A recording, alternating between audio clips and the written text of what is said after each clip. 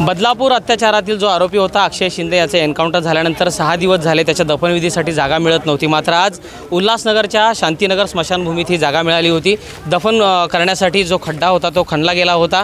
Police बंदोबस्त देखील या ठिकाणी लावण्यात येणार होता, कारण कायदा सुव्यवस्थेचा प्रश्न निर्माण होण्याची शक्यता होती आणि त्या दृष्टीने सगळी काळजी घेतली जात होती। मात्र शिवसेना शिंदे गटाचे जे कार्यकर्ते आहेत त्यांना कळालं की या ठिकाणी दफनविधी होतोय, त्यामुळे दफनविधीसाठी जो खड्डा खणला गेला होता तो खड्डा आता शिवसैनिकांनी या ठिकाणी बुजवायला सुरुवात केलेली आहे।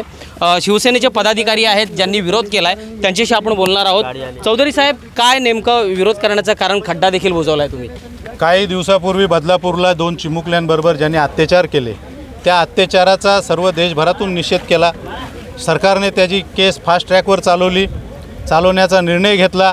पोलिसांच्या तावडीतून पळून जात असताना पोलिसांनी त्याच्यावर एन्काउंटर केलं। आज काय केलंय तुम्ही नक्की इथे? आज इथं आम्ही त्या धराधमाची जी काही बॉडी आहे ती बॉडी इथं दफन करायला आणणार होते। ती दफन करण्याला इतर लोकांनी विरोध केला। तो तसं बघितलं तर बदलापूरला राहतो, तिथल्या स्थानिक लोकांचा विरोध आहे आणि ती बॉडी इथे आणली तर आमचाही स्थानिक म्हणून इथे विरोध आहे। तुम्ही तो खड्डा बुजवला? खड्डा बुजवलाय आणि विरोध केलाय। पोलीस प्रशासनाने हा निर्णय घेऊ नये, पोलीस प्रशासनाच्या विरोध आहे आम्ही। बरं, राज्य सरकारने तर उच्च न्यायालयामध्ये ग्वाही दिली की सोमवारपर्यंत दफनविधी करू, मग राज्य सरकारचं काम राज्य सरकारने करायचं। जे कायद्यात आहे, नियमात आहे, जिथे माणूस राहतो, जो तिथे डेड बॉडी होते त्या डेड बॉडीला तिथं दफन केल्या जाते।